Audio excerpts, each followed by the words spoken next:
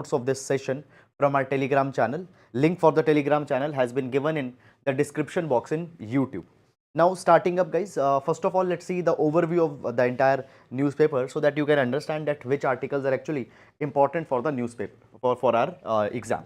So first article, Shiv Kumar skips Delhi visit. Okay, so largely political articles have been given here, which is not very much important for your examination. Center against any ethnic division, says Manipur CM.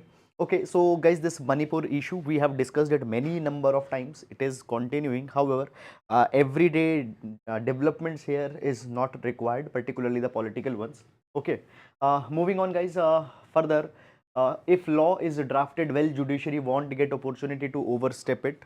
Fine. So Minister of Home Affairs have provided this particular thing that the laws need to be drafted in clear, simple words. Often when the English is being used while drafting the law, the intention of the lawmakers cannot be inferred properly.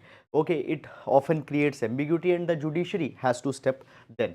So if a law is properly drafted, then judiciary will not will not interfere because controversies will not be there. Okay. However, this was just a statement given by the Home Minister in one of an address. Nothing much important is there. Fine, no need to go too much in detail. Then again the political articles, and here we have the regional political issues that are going on in the city section. Okay. Moving on, then we have these advertisements. Again, the political articles and all such kind of things are there. Okay. Then guys, further moving on in this particular direction, we come to editorial section, and on editorial, the first article delving in the verdict on the Shiv Sena issue. We'll see briefly this particular article, but guys, understand this thing. We don't need to go in the political dimension of this particular issue that has come. Few days back already I have discussed with you that judgment on Delhi government of the Supreme Court, as well as the judgment of the Supreme Court on this Maharashtra political crisis. Fine. Then side article, safety in the line of duty. This article talks about the Kerala government's initiative where they have come out with a law to protect the health workers, doctors. We'll see this article. Then below, a court recall that impacts the right of the accused. We'll see this particular article also with respect to the examination. Then death by methanol. Okay, so guys, recently we have seen, okay, there are the incidents of the Hooch tragedy. Okay, the people dying because of consuming of the illicit liquor. Okay, so the article is giving a kind of a record that a kind of a report that so many of the instances have happened into the past where so many people have actually suffered or they have died because of this Hooch tragedy consuming the illicit liquors. Okay, so basically guys, there needs to be the strong laws against such kind of a things. Moreover, the enforcement agencies should crack down on such kind of illicit breweries. Then moving to the next page, evaluating DNA report as evidence. Now guys, understand what this entire article is all about. So basically, recently what has happened, basically in a rape case, when in a rape case, often the DNA evidence is collected, and on the basis of the DNA evidence, a particular person's whether a person has committed a crime or not, that is proved. Okay, so in one of a case, the DNA evidence was given, but the court has acquitted the people. Why?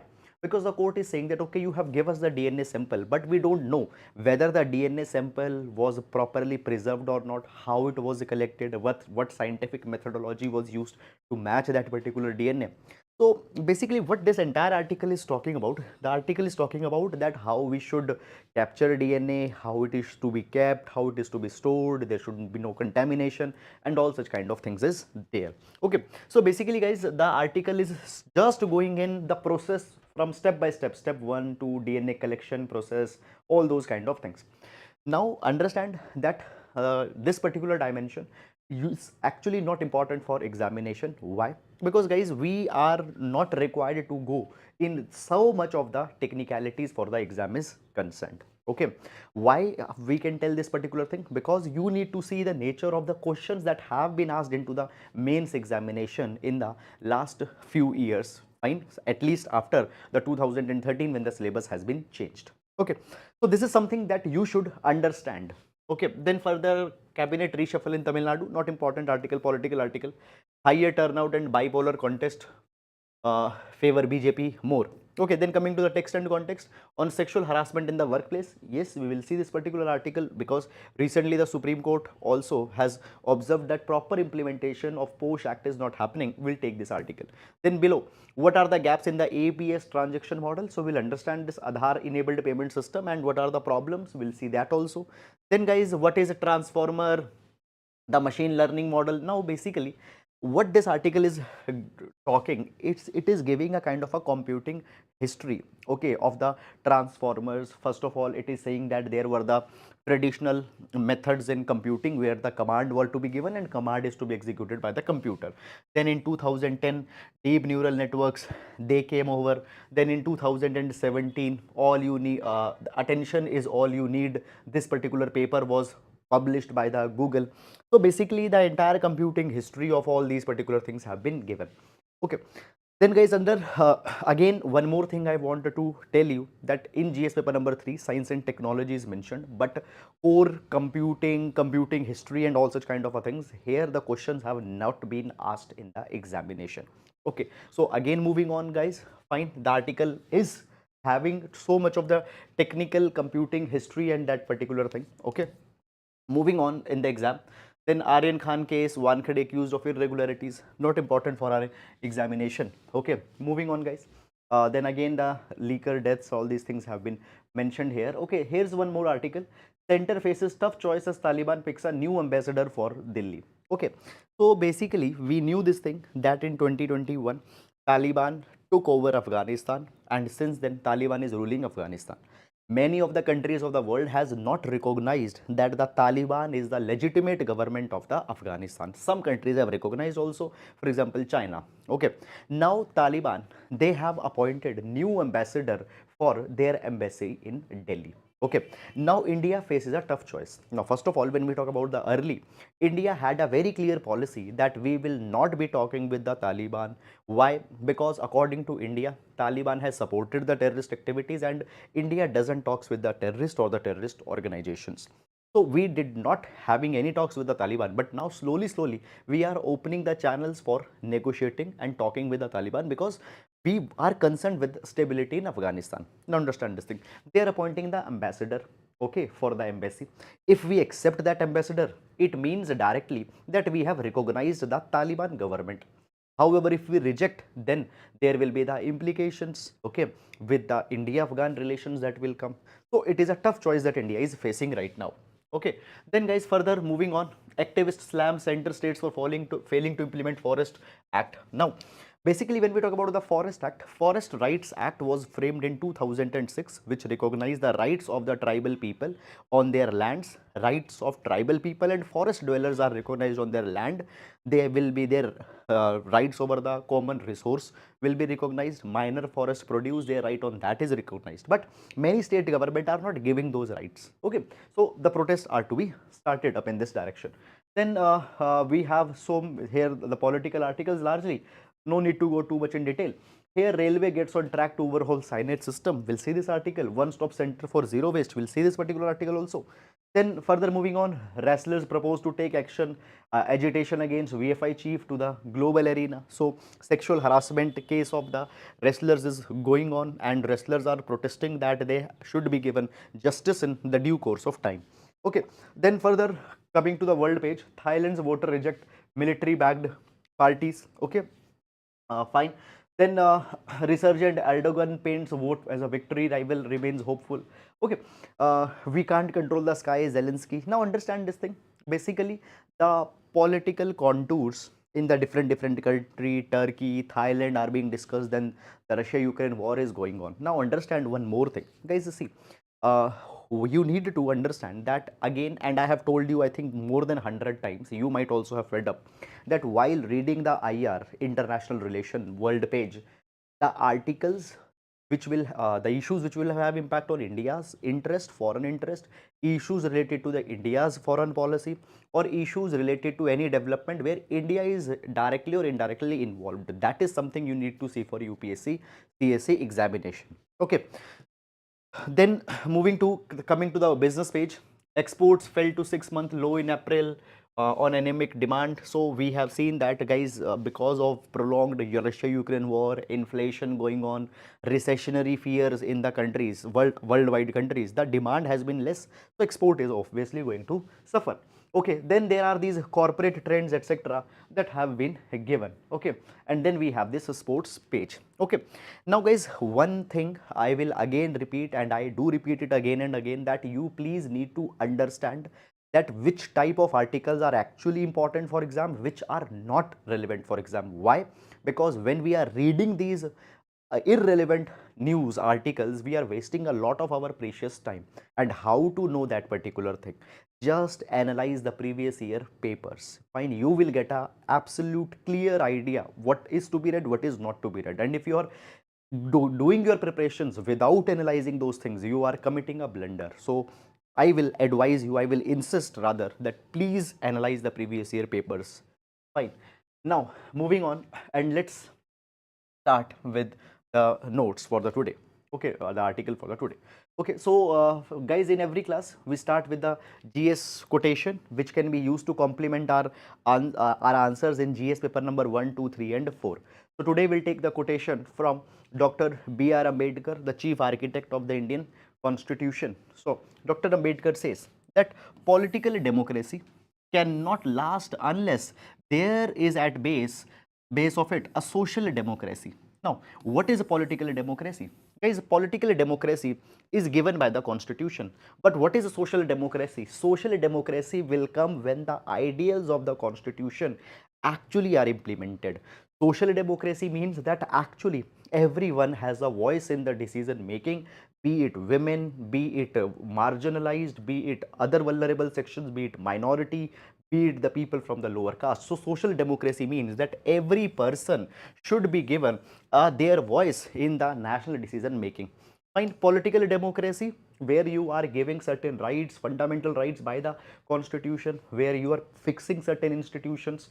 Fine, that thing will not work when the social democracy will not be there. Okay, so political democracy and social democracy will go hand in hand. Okay, you can use this particular idea in GS paper number 2 or GS paper number 4, both. Fine, even in essay we can use this particular idea. Now moving on, and let's take the first article for the today, and this article we are going to take is on sexual harassment in the workplace. Now this article we have taken from text and the context page, and the article will be important for GS paper number 2, issues related to social justice, and in GS paper number 2 directly it is mentioned also the assessment of the different laws they are working. So there also we can see this particular thing. Now why this article is important? Because guys, 2023 marks the 10-year anniversary of the Prevention of Sexual Harassment at Workplace Act. And if you will see the past papers, you will find that when there is a 10-year anniversary, 25-year anniversary, okay, or such kind of a thing, the questions have been asked on those kind of things. So 10-year anniversary of the POSH Act. So we will see what this act is, what are the problems. Moreover, there is also one more issue that has come which makes this thing important. What actually has happened? Recently, the Supreme Court has observed that proper implementation of this POSH Act is not happening. Okay, and on this thing they have observed dissatisfaction. So let's understand this thing. Okay, let's understand this particular thing. Now first of all, little bit background of this particular act will be taking up. So basically guys, what happened? So in 1992, now this why this POSH Act came. Okay, before going in this, one very important thing I want to tell you. Okay, please listen very carefully here. There are two words. One is sexual assault. One is sexual assault and other is sexual harassment. Now, what is the difference between sexual assault and sexual harassment? Why? Because the POSH Act that we will discuss here, it is prevention of sexual harassment at workplace. So it is dealing with sexual harassment and not the sexual assault. Okay, so when we talk about the sexual assault can be of two types. It could be penetrative. What is a penetrative sexual assault? Penetrative sexual assault means rape. So where a sexual where the penetration has been, where a male has carried the penile penetration with the women, okay, without the consent of that women, that penetrative sex without the consent will be an example of the sexual assault, and that is rape. Okay, what is rape, guys? The provisions with respect to the rape are contained in section 375 and section 376 of IPC. So rape is the sexual intercourse which is being carried with the women without the consent of that women, that is rape. Okay, so that is dealt in section 375 and section 376. Then there can be, okay, non-penetrative, there can be non-penetrative sexual assault also, that is forcing a woman, forcing a person to involve in oral sex, okay, fine, that is also the sexual assault, penetrative and non-penetrative. Then there comes this word, that is sexual harassment.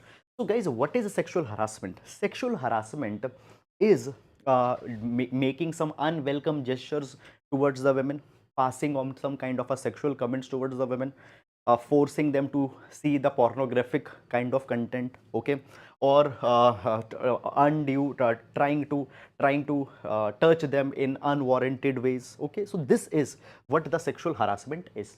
One more thing I am telling you, sexual assault is more severe, sexual assault is more severe, but sexual harassment is more wide. Sexual harassment is more wide. It will cover a large number of things. For example, some kind of unwanted gestures that are being made, some kind of favors that are being asked. Okay, all these things will come in sexual harassment. Okay, so for example, if a woman has been raped, okay, at the workplace, then that will be covered as a sexual assault. It will not be there, that will be taken up under the POSH Act, because POSH Act deals with the sexual harassment cases. Okay, so you need to understand first of all this basic difference. Now, what actually happened? So in 1992, there was a social worker by the name of Bhavri Devi. Now Bhavri Devi was working with the Women's Development Project in the Rajasthan. And at that point of a time, she resisted the marriage of a 1-year-old girl. And as she resisted, she was raped by 5 men. Okay, by observing this particular thing, Supreme Court said that this is such a heinous thing, such a kind of an unfortunate thing that has happened. And actually, Supreme Court realized that women working at the workplace, they don't have much of the protection, what they should do. So Supreme Court came out with the Vishaka guidelines in 1997 to protect the women from sexual harassment at the workplace. And Supreme Court said that government should come out with a suitable law. Okay, until the government doesn't comes out with a suitable law, we are passing this Vishaka guidelines that are to be followed. Now this, they got passed in 1997. What actually happened? Then in 2013, the government finally came out with the law to implement the Vishaka guidelines, and that particular law came to be known as Sexual Harassment of Women at Workplace Prevention, Prohibition and Redressal Act, or in short form, it is called as the POSH Act. It is called as the POSH Act. It came in force. Now, what are the provisions of the POSH Act? What it majorly deals with? Let's see them one by one. So, what the POSH Act provides? Number one, the POSH Act has defined that what sexual harassment will mean. Okay, so though we have discussed, so what will be the sexual harassment? It will include unwelcome acts such as trying to make a physical contact, okay, some sexual advance if it is being asked from a women employee. For example, if for example the women employee will be given a working congenial working environment, if she basically accepts these sexual advances, these all will be coming into the sexual harassment. Demand or request for sexual favor, making sexually colored remarks, okay, showing pornography and other unwelcome physical, verbal, non-verbal conduct of sexual nature. All this will be covered in the sexual harassment. And here it has been provided that who are the employees who will be covered, which women employees will be covered here. So here widest definition has been given. So it provides that all the women employees, the ones who are employed regularly, employed temporarily, employed on a contract, employed on ad hoc basis, even if there is women who are employed on daily wage basis, fine, apprentices, okay, interns, okay, all will be covered here. And even those employees which are there without the formal knowledge of the employer, okay, suppose principal employer, doesn't knows, but there are certain worker women who are doing, all of them will be covered under this particular act. Okay, they all can seek the redressal of the sexual harassment. Moreover, what is a workplace? So workplace is not just the traditional office. Okay, it is not just the traditional office. Fine, though traditional office is there, some kind of field office is there. Okay, fine. So very wide a definition has been given. Okay, to the workplace. Workplace is not just that office. Workplace could be traditional place, non-traditional place where an enterprise is working. Anything. Now further, what are the requirements that have been imposed on the employer? So the employer, number one, the law provides that, now see, there can be the organizations which have more than 10 employee and the organizations having less than 10 employee. So the organizations having more than 10 employee, that type of organization has to constitute this internal complaint committee. This is mandatory. If you are having more than 10 employees, you have to constitute it.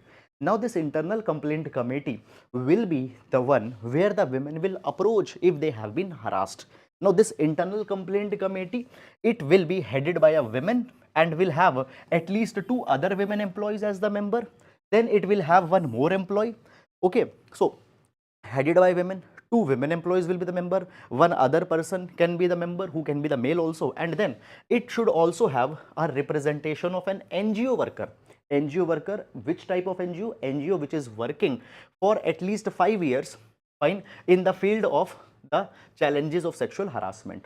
Okay, so the NGO having 5-year minimum experience working in the field of protecting the women from sexual harassment, their representative also needs to be there.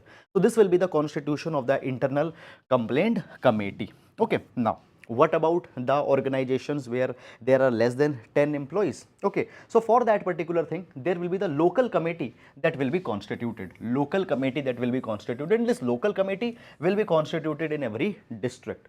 So they will receive the complaint from women who are working in firm with less than 10 employees, informal sector. Suppose you have hired some domestic help, okay, then they can also approach to this local committee. Okay, fine. So this is something.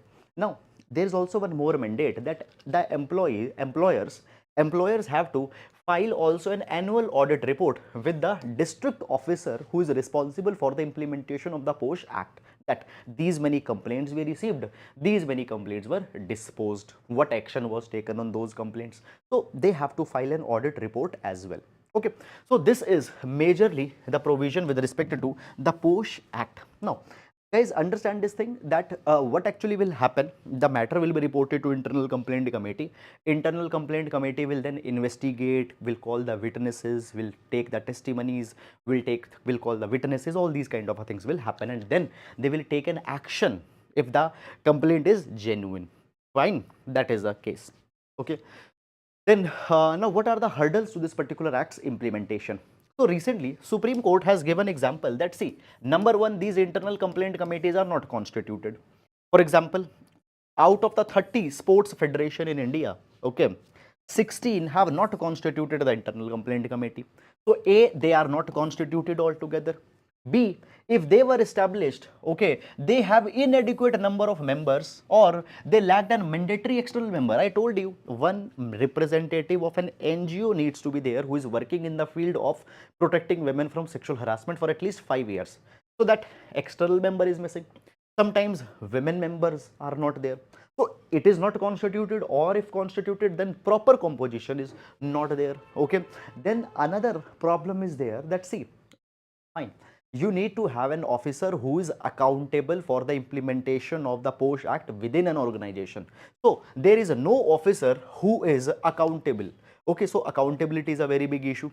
Then see, there are power dynamics. Now understand this thing. What if the CEO of an organization is harassing a women employee? Now understand this thing.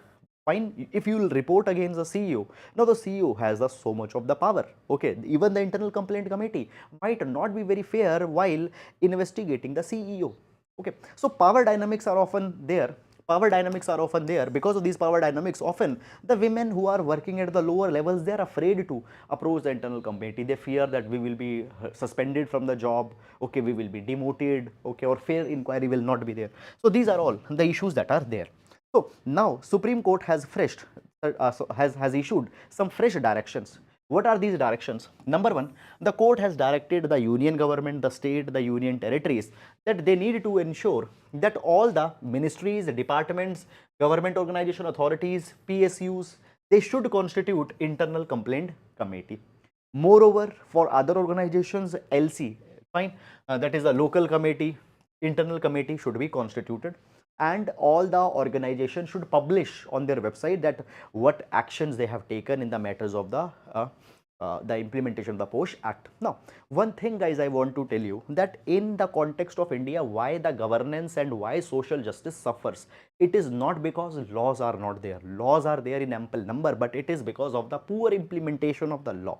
So, the poor implementation of the law is something that we need to tackle for effective social justice delivery and for the effective governance in our country. Okay, so that is all guys about it. I hope that you have understood this. Now moving to the next article. Okay, moving to the next article. Okay, so here we have this particular article. What are the gaps in AEPS transaction model? Fine, we'll see this particular issue with respect to GS paper number 3, cyber crimes. GS paper number 3, cyber crimes. Okay, and this also is becoming an obstacle towards the digital economy goal of India. Now, first of all, what is this AEPS? Guys, the AEPS stands for Aadhar enabled payment system. Now, let me first of all explain you what is Aadhar enabled payment system, and then we'll be able to understand that okay, what are the problems coming in this Aadhar enabled payment system. Let's see this thing. Basically guys,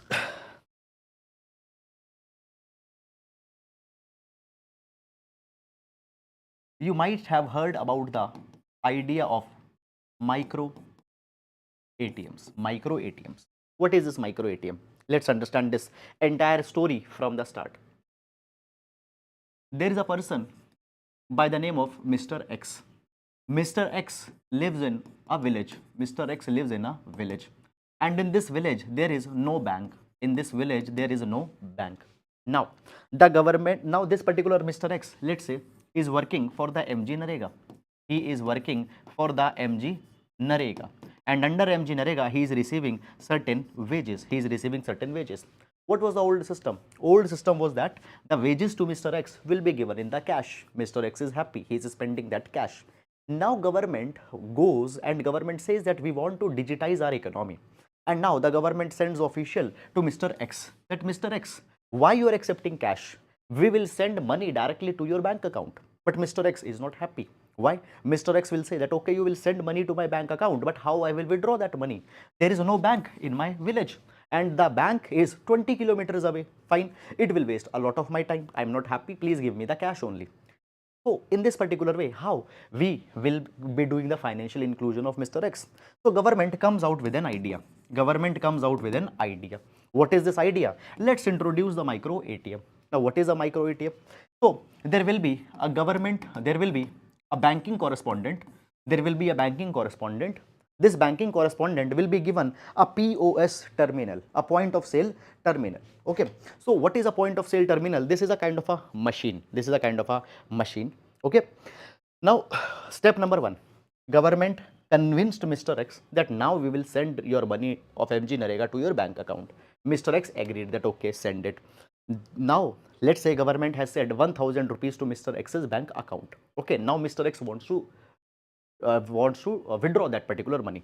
So this banking correspondent will come to Mr. X and will take this particular POS machine and will ask this particular person that you please put your thumb impression. Fine, thumb impression. Now understand this thing. He will put the thumb impression. Okay, then that banking correspondent will have all the details that this is Mr. X, this is Mr. X's thumb, his account has 1000 rupees. And now he will ask then Mr. X that how much money you want. He will say that I want 500 rupees. He will give 500 rupees and an entry will made, and the remaining balance in his account will be just 500 rupees. So this is the way the micro ATM works. Now understand this thing. What is happening behind the curtain? What is happening behind the curtain? Behind the curtain, what is happening? So Mr. X had a bank account. Mr. X had a bank account. Mr. X's bank account is linked with his Aadhar. it was linked with his Aadhar, and in Aadhar there is biometric information. There is biometric information. So the moment when Mr. X put the thumb impression, on that particular POS, then that particular POS checked with the Aadhar.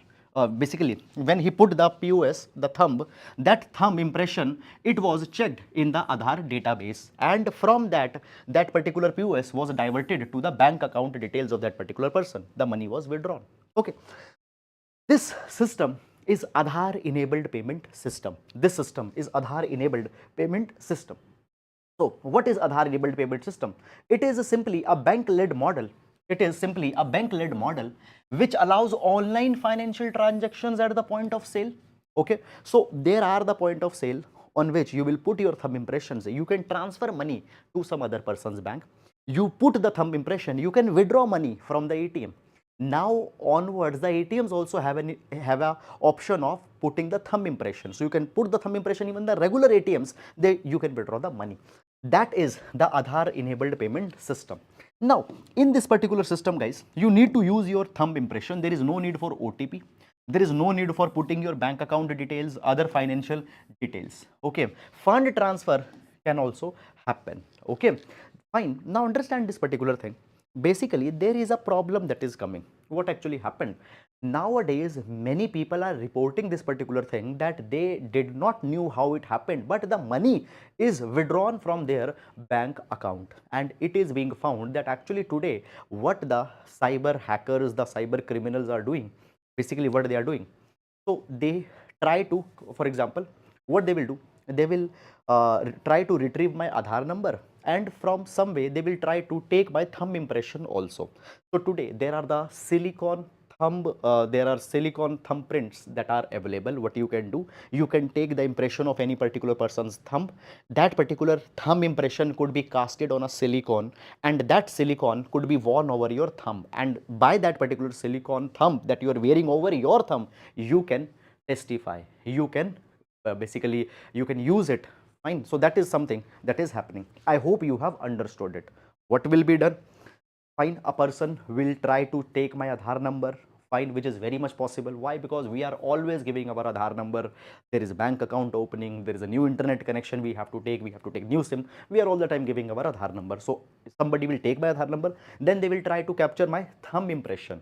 Okay, that thumb impression will be casted on a silicon thumb.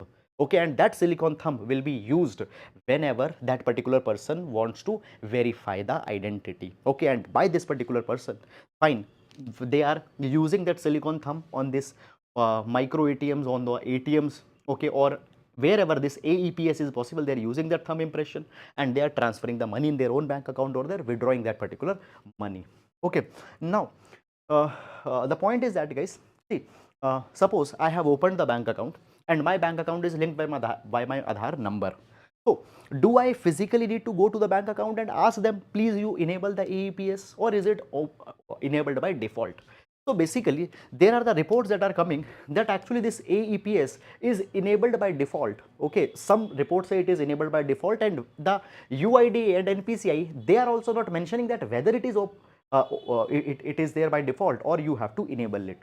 So now the question is coming is that all of you who are having the bank accounts, and if your bank account is linked with your Aadhar number, the AEPS is enabled by default. Fine, you can use your thumb impression for making the transactions, and here cyber criminals are stealing your thumb impressions. They are stealing your Aadhar cards and using it to empty your bank accounts. This issue is right now going on. Now, when we talk about, guys, the Aadhar data breaches, they have been reported in 2018, 19, 22.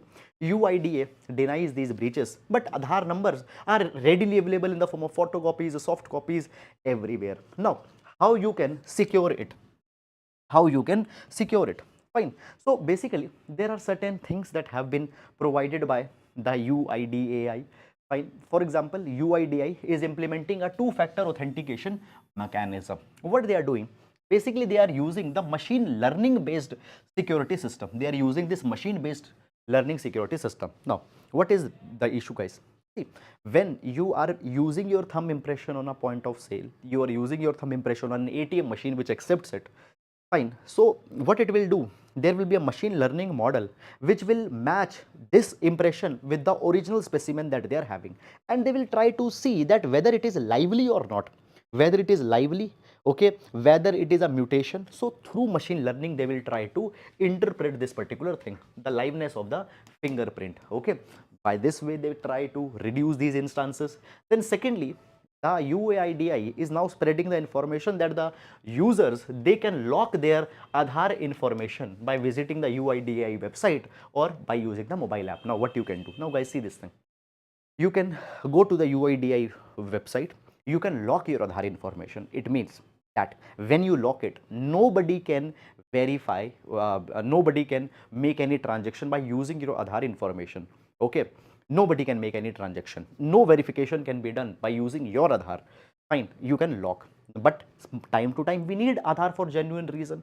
For example, I have genuinely visited a bank and there I am trying to open a bank account, then I need that my identity should be authenticated by my Aadhar data. So for that particular time, what you can do, you can unlock it for only those 5-10 minutes. You can unlock when there is a need for biometric authentication. For example, for property registration, you can unlock it for 5 minutes. For passport renewals, you can unlock for it 5 minutes, and then again you can lock it. So point is that only when you want that your Aadhar verification is to be done, then you unlock your profile. After that you lock it. By that particular thing, nobody can use your Aadhar in the real time for verifying your identity. This is something that is done. Moreover, Reserve Bank of India also provides that, see, if some cyber fraud has happened, some person has stolen the money from your bank account, and if you report that particular matter within 3 working days, within 3 working days, okay, then bank will recognize that transaction as unauthorized transaction and your money will be reverted back to your bank account. Okay, so these are all the things that have come in this particular direction, Aadhar enabled payment system. Okay, now one more thing for a prelims point of view, fact that whose initiative is Aadhar enabled payment system. This initiative is of NPCI, National Payment Corporation of India. It is a not-for-profit company, okay, which is promoted by the public sector banks and NPCI. As other initiatives are RuPay debit card, BHIM, UPI, NACH, okay, AEPS, all of these are the NPCSI initiative. Now on this thing also, National Financial Switch also is their own initiative. On this thing also the question has been asked in the prelims examination. Now moving to the next article. One-stop centers for zero waste to be launched in cities. Now this we will see with respect to the GS paper number 2 and GS paper number 3, developmental issues. Fine, GS paper number 3, waste management, circular economy, initiatives taken to promote the circular economy model. Okay, now before going on this, let's understand that what is this circular economy. So basically guys, just a little bit of a background information. Just a minute. Yes, there can be linear economy. What is linear economy? There is a good that is produced, you use this particular good, then this particular good is discarded, and then it is just sitting there in a landfill. Okay, for example, you buy a mobile phone, you use it, then you throw that mobile phone is just ending in a landfill site. This is a linear economic model. Then what is the circular economy? See, these are the models of consumption production. Okay, what is a circular economic model? So here a good will be produced, it will be used, then it will be reused, then it will be recycled, or it will be refurbished, and then again it will be used. Okay, so you make a good, you use it, you reuse it, you recycle it, you refurbish it, again you make it usable. Okay, so these are the components in the circular economy. Now guys, understand this thing. Already government of India in 2022 has started the life initiative. Where we have provided that we will move towards the circular economy. Now understand this thing, 2/3 of the carbon emissions in the world, 2/3, or now this is the report by the UNEP, 2/3 of the carbon emissions in the world are because of the consumption. Okay, we need so much of the products for our consumption. So production is going on, and in that production, carbon emissions are happening. So by making our consumption patterns responsible, we can reduce a lot of emissions. One thing. Then come to the another angle. Basically, guys, the goods that you are throwing can be very important for the people who are deprived, the people who are the less fortunate. For example, if there is a small stitching issue that has come in your shoe, you throw it, that I'll not wear it. But that shoe could be like a new one for a poor person, okay, for a rickshaw puller. Fine. So there is also the philanthropic issue, fine, that we can give these particular goods to the another people who are less fortunate, and it will also save a lot of emissions also if we adopt the circular economic model. Now, in order to implement this particular idea, what government has come out with? Government has come out with this reduce, recycle and reuse centers that will be launched nationwide on 20th May. Now, guys, you are not required to remember this particular date too much, because that is not something, but yes, you can use that. Now government has come out with this reduce, recycle and reuse centers which will be launched in pan India. Now one more thing, first of all, before I go in the design, that these reduce, recycle and reuse centers would be set up as the part of Meri Life Mera Swachh Shahar campaign. They will be launched again as a part of Meri Life Mera Swachh Shahar campaign, which means my life, my clean city. And it will be a constituent, it will be a component under the Swachh Bharat Mission Urban 2.0. Swachh Bharat Mission Urban 2.0. So again, let's recall in just 10 seconds. Government is launching RRR centers, that is reduce, recycle, reuse centers. They are under Meri Life Mera Swachh Shahar, fine, which is under Swachh Bharat Mission Urban 2.0. Fine. Now, what this particular center will be all about, let's understand about it. So basically, guys, here what can be done? The citizens, what they can deposit their old clothes, they can deposit their old shoes, books, toys, plastic items, anything which they feel that they don't need, they can deposit it. All these things will then be reused, they will be recycled, they will be refurbished, and they will be basically they will be recycled, refurbished and reused. Okay, okay, and then these particular goods can be given to the poor people, okay, or these particular goods can be given to the other ones who need it. Okay, so this is something. By this particular thing, what will happen? By this particular thing, there will be the conservation of the environment that will happen. It will also become the backbone of waste to wealth, waste to wealth, waste to wealth. So everything that you are just throwing as a waste, then that thing can be renewed, that thing can be refurbished, and that becomes a new wealth, that becomes a new product, and that product can be sold to the people who cannot afford the brand new ones. Okay, so this has a philanthropic element, this has an environmental element in that. Okay, in GS paper number 4 also we can use it. Okay, now moving to the next article. Okay, safety in line of duty. Safety in line of duty. Now, what this article is all about, guys? This article talks about the recent initiative taken by the Kerala government to protect the health workers, to protect the doctors, paramedics from the attacks of the family members of the patients. Now, understand this particular issue. Now, first of all, this particular article will see with respect to the GS paper number 2, developmental issues. Fine. We will also see this particular paper with the GS paper number 4, ethics. GS paper number 4, ethics. Now, let me first of all explain you. Basically, guys, what often happens, now see, today when we talk about the doctors or the medical fraternity has been compared with the God. Why? Because often they are the ones who save the lives of the people in the critical moments, and as they gave a new life to the people, they have been compared with the gods. That is true. Today, medical science has advanced to such an extent that it can provide longevity, it can provide good quality of life. That is a good part of the medical fraternity. But often what happens when a family loses someone, or when a particular person is very much critical in the hospital, often basically this loss there is anger, there is a disbelief, and that loss, anger, disbelief is vented against the nurses, against the doctors, that you were negligent, you did not provided the response on the time, you used wrong medicines. Often these kind of allegations are made on the doctors and attacks have been made on them.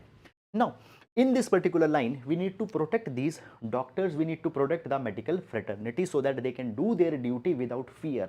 Fine.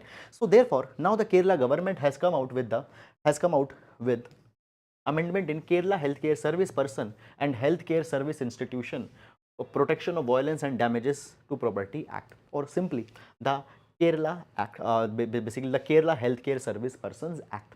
Now, what this particular act is all about? So, in this particular act, the government is putting up higher penalties, it is putting up the higher fines if any attack has been made against the doctor or the nurses. Now, recently there was one such incident that had happened, that there was violence was committed against a doctor in a medical facility. So, because of that, doctors have come out in the protest, and in order to give them a sense of protection, this Kerala amendment has been brought. What are the features of this particular act? Number one, up to 3 years jail term will be there. Fines up to 50,000 rupees can be imposed on the people who have been found guilty of harassing the doctors. Okay. Moreover, the government has also come out that there will be the time-bound speedy disposal of such cases. Okay. Fine. So it will be time-bound speedy disposal, and there will be one dedicated court, fine, in each district, which will be created as a special court. Okay. And this special court will deal only with the cases where the attacks have been made against the doctors. Okay. Now Kerala government has come out with this particular thing. Okay. Guys, okay, one more thing. Why Kerala government has come out with? Because the health is a state subject. Okay. Health is a state subject. One entry of the health, that is the prevention of the contagious disease, it is mentioned into a concurrent list. But otherwise, health is a state subject. Okay. So Kerala has come out with their own law. Now, by taking inspiration from the Kerala, other state governments also need to pass such kind of laws for protecting the medical fraternity, doctors, from such kind of violent attacks that are committed against them by the family members of the patients or such kind of things. This is something which will give confidence to the medical fraternity. They will be able to do their duty without any fear, and that is very important thing. Fine. So this is all about this particular article. Now, guys, moving to the next article. Okay, a court recall that impacts the right of the accused. Fine. Now, this article will see with respect to the GS paper number 2, issues related to the fundamental right, article number 21. That is something we are going to discuss here. Also, this particular article will be important for the criminal justice system reforms. Criminal justice system reforms. Criminal justice system reforms and issues related to the fundamental right. Now, guys, what this particular article is talking about? The article is talking about a recent Supreme Court judgment. Fine. The article is talking about a recent Supreme Court order or judgment that was given in the Ritu Chhabadiya versus Union of India. Ritu Chhabadiya versus Union of India. Now, what happened in Ritu Chhabadiya versus Union of India? Supreme Court held this particular thing, that central agencies such as the CBI, okay, or any other investigative agency, they cannot deny accused person of their right to default bail by filing supplementary charge sheets. Now, understand this thing. First of all, you need to understand what is the default bail. Okay. So basically, guys, see, suppose this is a person. This particular person has been accused that this person has committed a crime. Police will arrest this particular person. This particular person will be put in the custody. This particular person will be detained. This particular person will be put in a custody. Now, the investigative agencies will investigate, will collect the evidence that actually this person has committed that crime. They will collect evidence, they will do investigation. Now, there is a time in which the investigation has to be completed by the investigative agencies. So, as per the CRPC, Criminal Procedure Code, within 60 to 90 days, the investigation is to be completed. Now, 60 to 90 days, it depends on the seriousness of the crime. If a crime is very serious, then 90 days can be given, otherwise 60 days are given. So, as per CRPC, they have to complete that investigation. However, if they are not able to complete this investigation, then that particular person will be given a default bail, that okay, now you can go. But what actually has happened, the people are being arrested, okay, and when the investigative agencies are not able to complete the investigation within 60 or 90 days, what they are doing, they are they are presenting new charge sheets, they are putting new charges on that particular person. For example, for example, for example, Mr. A is accused that what he had done, he had committed a violence, he had committed the violence against the Mr. B. For this particular charge, he will be investigated. Now, suppose within 90 days, the central agencies were not able to collect the ample number of evidence, they will put a new charge that, okay, apart from the violence, he have also carried the theft. Fine, they will again get a new time. Fine, now you investigate this theft charge, again they will get 60-90 days time. So by putting the supplementary charge sheets, by bringing new charges, what actually is happening, they are getting more and more time, and a person is being kept into the jail. Investigation is not happening in the time, and for that time the person is being kept in the jail. Okay, now what actually has happened in this Ritu Chhabadia versus Union of India, the Supreme Court has provided that central agencies cannot deny this accused person the right to default bail by filing multiple supplementary charges. They cannot seek renewed custody. You have been given custody of 60-90 days. If you are not able to do your work in that, the person will get the bail. You cannot deny that. This is Supreme Court that has said. Okay, now when we talk about, guys, this default bail, the default bail, it flows as a part of our fundamental right, article number 21. So article 21 talks about the personal the protection of life and liberty. So under article 21, this basically this particular issue comes. Okay, now then the article is explaining that what was the case. So in this Ritu Chhabadia, not important. Okay, so basically the Ritu Chhabadia's husband was arrested, not important for our examination. Now basically, guys, after the Supreme Court passed this particular order, Solicitor General of India, Solicitor General of India insisted the court to recall this particular decision back. Fine, they insisted the court to recall this particular decision back because it was said that by using it, many of the hardened criminals, they will try to seek the bail. Okay, this is something that actually has happened. But then the article is saying that even the Supreme Court recalled that particular judgment, but it clarified that the default bail can still be given. Okay, you don't need to depend on this Ritu Chhabadia judgment. Still, the default bail has to be given. So, what are the provisions with respect to the default bail? Okay, so first of all, what is default bail? I have already explained to you that within 60 to 90 days, the investigation is to be completed. Now, basically, there are many of the judgments which give the right to the default bail. For example, there is this Achpal versus State of Rajasthan judgment. In this particular judgment, the court held that investigation report, even if it is completed, but if it is filed by an unauthorized investigating officer, an unauthorized IO, still that particular report will not be accepted and a person will be given a default bail. Okay. Then there is this S. Kashi versus State. Now here the Supreme Court said, here the court said that, see, during the COVID-19, there were many of the things that were suspended. So enforcement agencies were saying that during the COVID-19, give us more time. Fine, from 60 to 90 days, give us 180 days time or more time. It was said that even during this particular COVID, there will be no relaxation that will be given. You have 60 to 90 days time maximum. Within that, you need to complete your investigation. Otherwise, we will give the default bail. So, Achpal versus State of Rajasthan, Kashi versus State 2020 case, Article 21 gives enough of the ground for a person to get the default bail. But unfortunately, this is not happening. Okay. And unfortunately, investigative agencies are taking more than 60-90 days and they're keeping a person in detention, which leads to the violation of Article 21 of that particular person. So this is one issue that needs to be taken care of. Okay.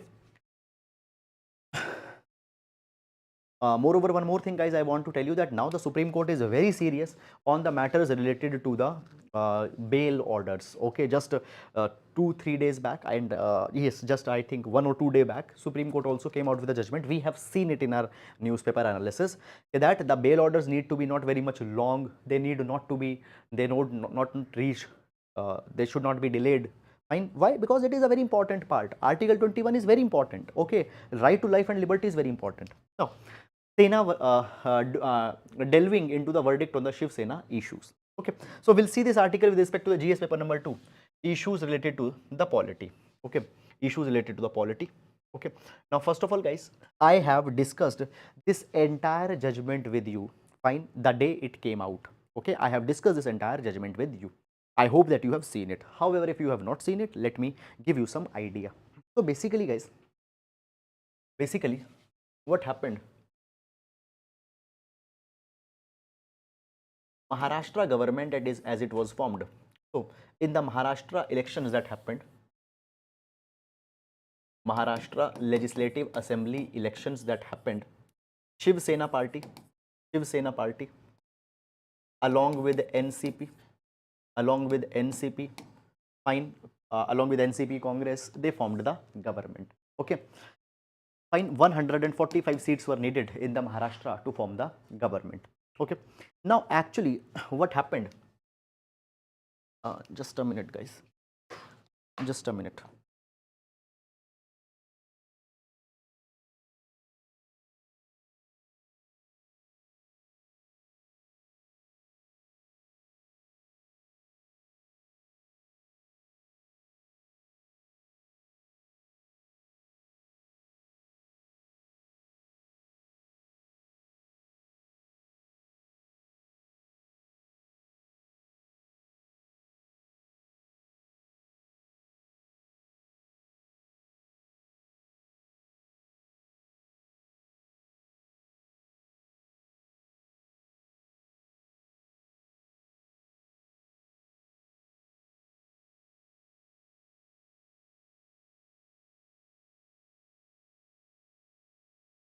Okay. Yes.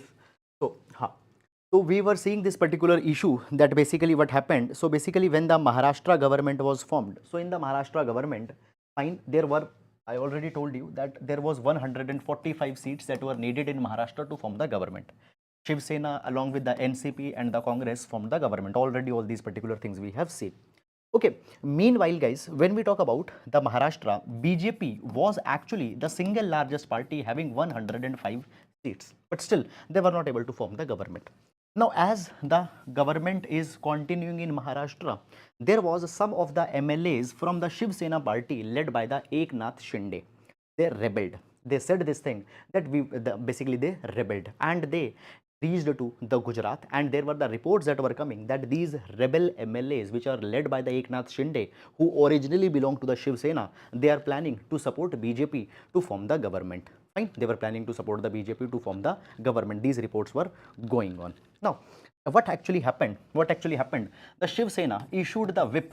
Shiv Sena issued the whip to the Eknath Shinde, as well as it issued the whip to all the MLAs that have rebelled. Now, Eknath Shinde claimed that he has a support of more than 40 MLAs. Fine, around 47 MLAs support he said that I had. And they said that these 47 MLAs will now go and will support the BJP. So BJP already had 105 seats and they will also get these 47 MLAs support, and they will have the 153 seats. And by this 153 seats, they can form the government because 145 seats were needed. Okay, so Shiv Sena issued the whip to these members that you cannot vote for, you cannot vote in support of the new government that will be formed by the BJP plus this rebel MLAs. But what happened? What happened? Basically, these MLAs then went to the speaker, and these MLAs asked then what happened, these particular MLAs went to the governor and they asked the governor that the present government that is there, which is being led by Mr. Uddhav Thackeray, this arrangement, the present government, it has lost the confidence, and they asked the governor that governor should call for a floor test, that whether the present government is having the confidence or not. Fine. What is a floor test? In a floor test, the present chief minister will prove the majority in the house, that he has the majority of 50% plus 1. Now, obviously, the chief minister right now is not having the majority. Why? Because much of his Shiv Sena MLAs, they are now supporting the BJP. So they will vote against them. Okay. So he was asked that, okay, you please come and you please prove your trust into the house. You please prove your confidence in the house. Now, what happened? Mr. Uddhav Thackeray, before facing the trust vote, resigned. Before facing the trust vote, resigned. And as the government has now resigned, fine, what happened? Governor said that, okay, present chief minister has resigned. Now we need to form a new government. Who has a majority? So Mr. Eknath Shinde came. He said that I had enough number of members. I have more than 145 members. I can form the government. Okay, so what happened? He had 40 plus MLAs. Then BJP supported Eknath Shinde, and Eknath Shinde made a new government. Eknath Shinde now said that I am the real Shiv Sena. I am the real Shiv Sena. Okay. Moreover, this is a separate judgment, a separate development. What happened? Meanwhile, the election commission had given the symbol of the bow and arrow to the Eknath Shinde faction, and in fact, they also recognize that this is the real Shiv Sena. So, in this particular way, what actually has happened? The government got toppled in Maharashtra, and a new government led by Eknath Shinde was formed. Now, this particular matter has been filed in the Supreme Court. Now, the matter has been filed in the Supreme Court, and Supreme Court finally has come out with the judgment. Now, this particular judgment has been called as a very clever kind of a judgment. How and why, we will see this particular thing. Now, the Supreme Court, what Supreme Court had said? Supreme Court number 1 says that Maharashtra governor's action for calling a floor test was illegal, was unconstitutional. It should not have happened. Why? Because it was said that, now see, who asked the governor to conduct the floor test? Eknath Shinde and their related MLAs.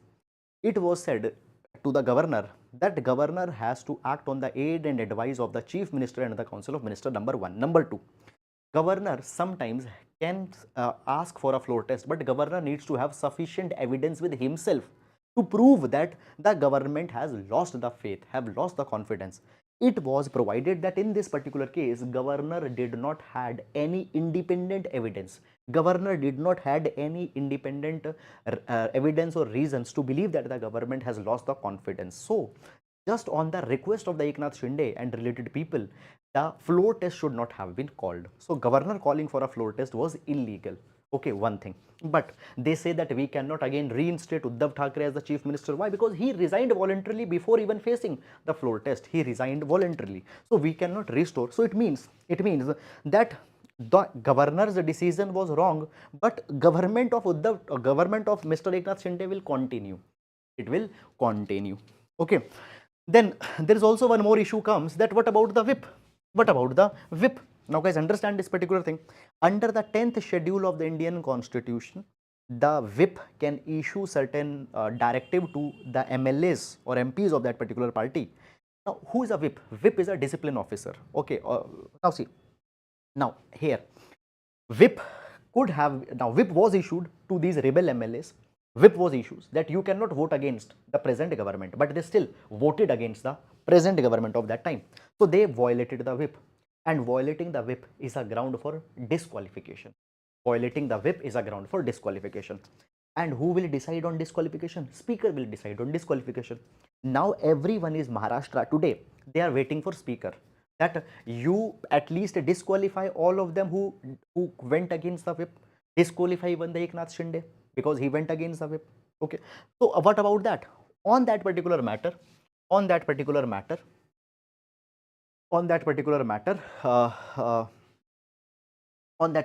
Supreme Court had said that we will not interfere in this thing. In this thing, speaker will see that whether what is to be done, what is not to be done. So, I hope you have understood 2 matters. Number 1, calling a floor test illegal.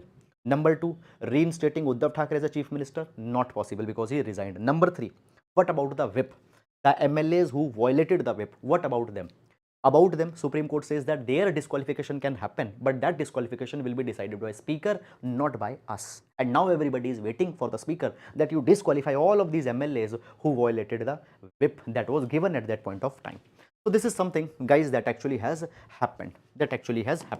Now, basically, this particular article is adding one point. This particular article, just a minute, is adding one point, okay, that what happens as a universally accepted convention in all the democratic countries, whenever the government falls, the governor, president, they ask the opposition, they ask the leader of opposition that whether they can form the government or not. Okay. In the Maharashtra, suppose that elected government fell, leader of opposition should have been asked. But why the Eknath Shinde was asked that whether he can form the government or not? Eknath Shinde was from the ruling party only. So, why you ask the person of ruling party only to form the government? Why the opposition person was not asked? This is the issue that has been made. Then the matter of disqualification of MLAs also come who defied the whip. This particular matter will be taken up by the speaker. Fine. And when speaker will take it, when speaker will not take it, everybody is waiting for that particular thing right now. So, point is that though judgment is important, judgment has come at a very important time, but judgment did not change anything. Neither the government who is ruling it got changed. Nothing has happened as of now in this particular case. They came out with judgment, but nothing changed onto the ground. So this is something that has happened. Okay. Now guys, moving to the next article. Railway gets on track to overhaul signage system. Okay. Now basically guys, what railways have decided? Railways have decided that the signage systems, all these kind of things, they are not friendly for the Divyang people. They are not friendly for the visually challenged people, or the people, many number of times the font is not very much visible. The basically the way the instructions have been given, they are not very much visible. So that now railways will be changing the signage system. They will be changing the signage system. Okay, so under the Amrit Bharat station scheme, under the Amrit Bharat station schemes, where they have to reform the railway stations, they will be changing it so that the Divyangjan, children, women, find the people who don't know just the Hindi or the English, they can read it properly. This is something that is happening. So this is something guys that has come. Beyond that there is nothing, just in a one liner we can use. Let's now see this thing. When the particular disabled people are there, accessibility for them is a very big challenge. So for bringing the accessibility, the signage in the railways will now be changed. This is just a one liner that you can use in your answers. And now the main practice question for today. So question reads, what are the serious lapses flagged by the Supreme Court in the sexual harassment of women at workplace POSH Act? Discuss along with the hurdles to the law's implementation. So this will be a 10-marker question for the GS paper number 2. So that is all guys about today. So with this we come to an end to the today's newspaper analysis. So that is all guys. I hope that you have liked it. Thank you so much.